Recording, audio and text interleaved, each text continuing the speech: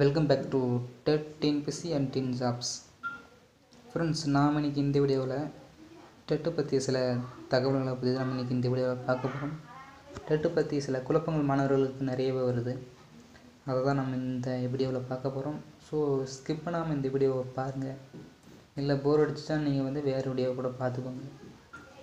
So நான் இந்த வீடியோவில் என்ன சொல்கிறேன்னா, எனக்கு தெரிஞ்ச கருத்துக்களை டெட் ஸ்டூடெண்ட்ஸ் நிறைய கமெண்ட்டில் கேட்டிருந்தாங்க. என்னென்னா, அதாவது இப்போ இதுக்கு முன்னாடி டெட் அனௌன்ஸ் பண்ணியிருந்தாங்க. டெட்டோட நோட்டிஃபிகேஷன் வந்துடுச்சு. அதுக்கப்புறம் கம்ப்யூட்டர் இன்ஸ்ட்ரக்ஷன் கிரேடு 1க்கான கூட 814 போஸ்டிங்க்கான நோட்டிஃபிகேஷன் விட்டுட்டாங்க. ஸோ நாம் இப்போ பார்க்க போகிறது டெட்டுக்கான எக்ஸாமை பற்றி தான் நம்ம பார்க்க போகிறோம். Only TET. ஸோ டிஎன்பிஎஸ்சி இதுக்கு முன்னாடி டெட்டு 2018 வரும்னு சொல்லி கொஞ்சம் கேப் விட்டாங்க. ஸோ இன்ஃபார்ம் வரும்போது டெட்டுக்கு புதுசாக கோச்சிங் கிளாஸ் நிறைய பேர் ஜாயின் பண்ணியிருப்பாங்க. டெட்டு படிக்கிறதுக்காக, இல்லை டெட்டு படிக்க ஸ்டார்ட் பண்ணியிருப்பாங்க. ஸோ டெட்டு இன்ஃபார்ம் லாங் ஆனதுனால ஸ்டாப் பண்ணிட்டு டிஎன்பிஎஸ்சியை மாறிட்டுப்பாங்க. இப்போ டிஎன்பிஎஸ்சிக்கான டிஎன்பிஎஸ்சி வரதுக்கு முன்னாடி டெட்டு வந்துடுச்சு.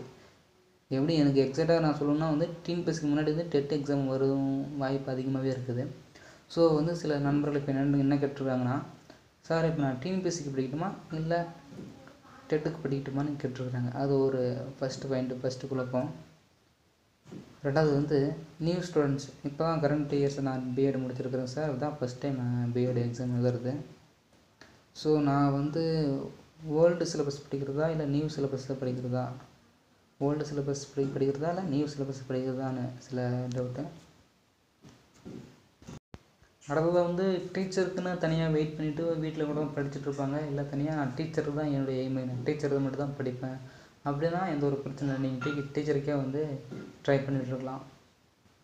டீச்சருக்கே ட்ரை பண்ணலாம். நீங்கள் கண்டினியூ பண்ணலாம். உங்களுடைய ரீடிங்கை கண்டினியூ பண்ணிக்கலாம். ஆனால் நான் என்ன சொல்லுவேன்னா இப்போ ஃபஸ்ட்டு கேட்டகரிக்கு டிஎன்பிஎஸ்சி படிக்கட்டுமா இல்லை டெட்டு படிக்கட்டுமா அப்படின்னு சில குழப்பத்தில் இருக்கிற மாணவர்களுக்கு நான் என்ன சொல்லுவேன்னா, என்னோடய கருத்துலேருந்து, அதாவது நீங்கள் குரூப் 2 சிலபஸ்லேயே கிட்டத்தட்ட 80% சிலபஸ் கவர் ஆகிருது.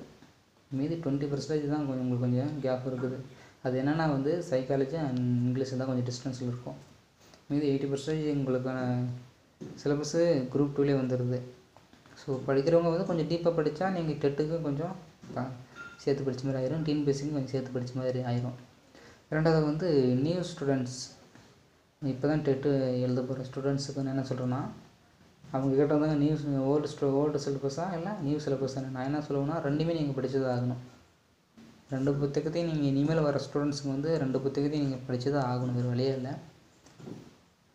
2 புத்தகத்தையும் படித்ததாக ஆகணும்னு நான் சொல்லுவேன். ஏன்னா இப்போயே கிட்டத்தட்ட ரீடிங்கில் இருக்கும்போதே, நியூ சிலபஸ் ரீடிங்கில் இருக்கும்போதே இப்போயே கொஞ்சம் கேட்டிருக்குறாங்க. அது இல்லாமல் ஓல்டு சிலபஸ் அதிகம் 80% 90% ஓல்டு சிலபஸ் கேட்குறாங்க. ஸோ ரெண்டுமே நீங்கள் படித்து வச்சுக்கிறது நல்லது, இனிமேல் வர எக்ஸாம்களுக்கும். அப்புறம் நிறைய மாணவர்கள் சிலபஸ் கேட்டிருந்தாங்க. ஸோ சிலபஸ் உங்களுக்கே தெரியும். அதாவது தமிழ் 30 மார்க்கும், சைக்காலஜி 30 மார்க்கும், மேக்ஸ் அண்ட் சயின்ஸ் எல்லாம் சேர்ந்து பேப்பர் 2க்கு 60 மார்க் கேட்குறாங்க. பேப்பர் 1க்கு அது மாதிரி தான் Tamil, English, maths, science, science எல்லாம் சேர்ந்து ஒரு 150 மார்க் கேட்குறாங்க. மொத்தம் ரெண்டுமே 150 மார்க்கு.